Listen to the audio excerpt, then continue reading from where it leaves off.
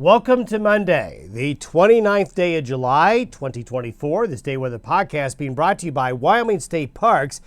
Why wonder about the outdoors in Wyoming? Explore the statewide interactive outdoor recreation wonder map to find your next adventure.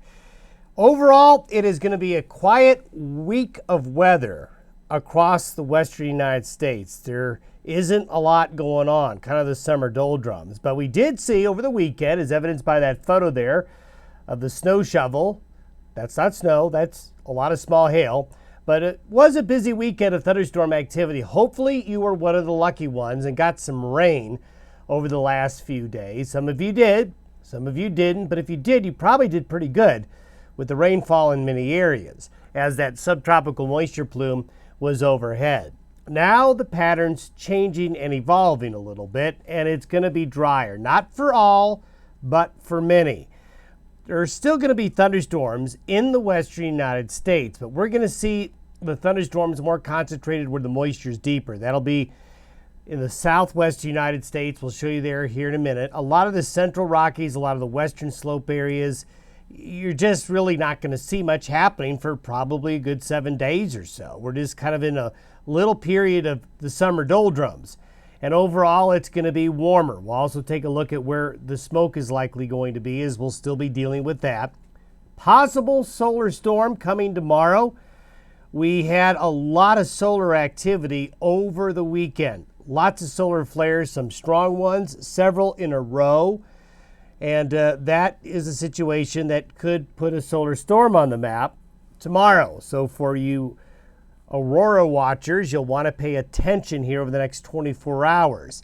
Now, the next surge of deeper monsoonal moisture is going to come next week. I think next week we're probably going to have another period of several days of heavy thunderstorm activity. But we've got this break between now and then before that happens. But when we finally cleared out the smoke, got the subtropical moisture in, hey, we could start to see the clouds again. And great shot there of thunderstorms building late last week, Friday and into the weekend. Saw a lot of those clouds build into showers, thunderstorms, put on quite a light show there.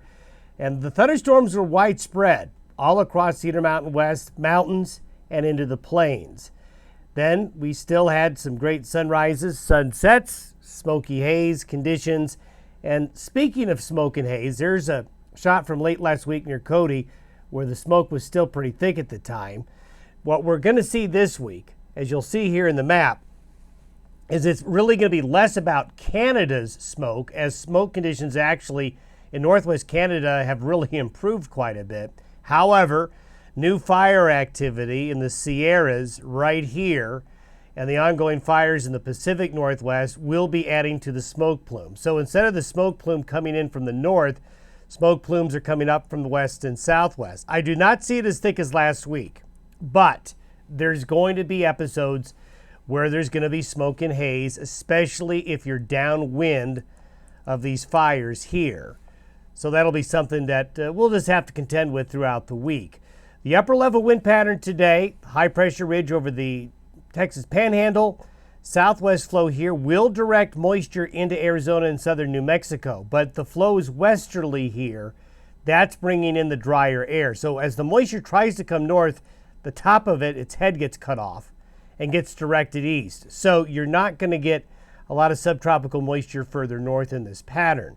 When you see the satellite image, you can see very quiet weather conditions in the west, and then the water vapor really shows the intrusion of the dry air. There it is in the orange and the red arrows there.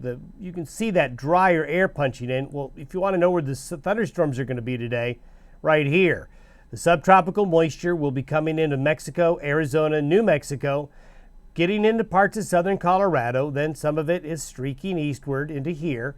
Also, see this swirl? If you look real close, we've got a swirl right there, an upper level low going across the U.S.-Canadian border. This is causing a westerly flow here. This will make it a little bit breezy across the central and northern Rockies as well. But this is why you're going to see some of that smoke from the fires in the Sierras get pushed eastward through there. So dry air intruding in the middle here. The Pacific Northwest has got a couple of lows. The deeper subtropical moisture is down here. And you can really see that on the precipitable water map. See the little areas of white and green here. That's what we just showed you on the satellite imagery. So thunderstorms down there.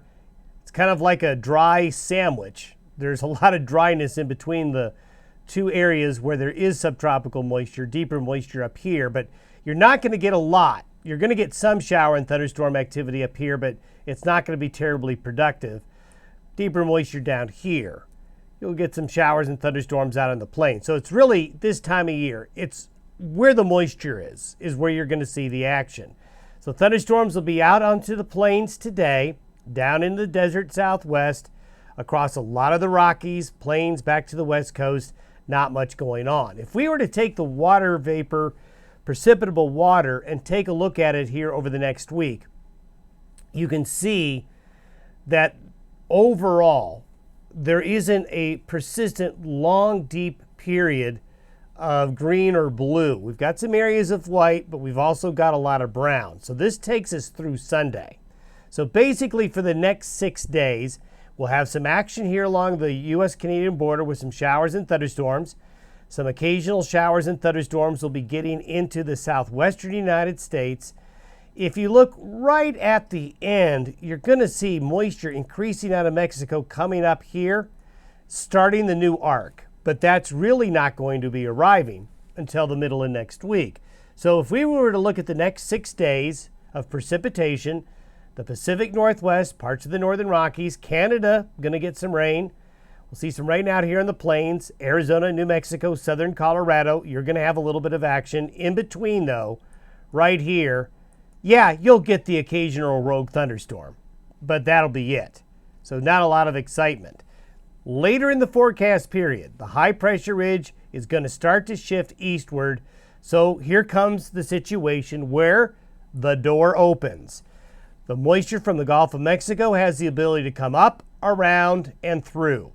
Basically, the same situation that we just went through this past weekend and late last week. Another probably 3 to 4 day period of deeper subtropical moisture. There it is. But it's not arriving until maybe at the earliest next Tuesday or Wednesday. But it could be quite deep. So there's going to be some rain next week coming back on in. Not much rain for most of you over the next 5 to 7 days. Temperatures will be pretty warm as well. Nothing earth-shattering, nothing terribly record-breaking, but pretty warm across the lower 48 in southern Canada over the next 5 to 7 days. I guess this is where we kind of get into what we call the dog days of summer. Talking very quickly about the possible geomagnetic storm. Strong flares occurred over the weekend, and there were several flares, and they occurred coming out of this same sunspot region, and they're lined up. And when you get what they call these cannibal solar flare ejections, CMEs, to where they work together, and we have the possibility, as we get into tomorrow, of a G3, so a pretty strong solar storm. So aurora watchers, you're going to want to keep track of things. Not saying there's going to be, but there is the possibility of a geomagnetic storm and possible aurora activity at the higher latitudes, maybe getting down to the lower latitudes as we get into tomorrow and tomorrow night. So something to keep an eye on. The solar activity is very active, and this may come up again as we come into the next weeks ahead. Have yourself a good Monday. We'll see you tomorrow.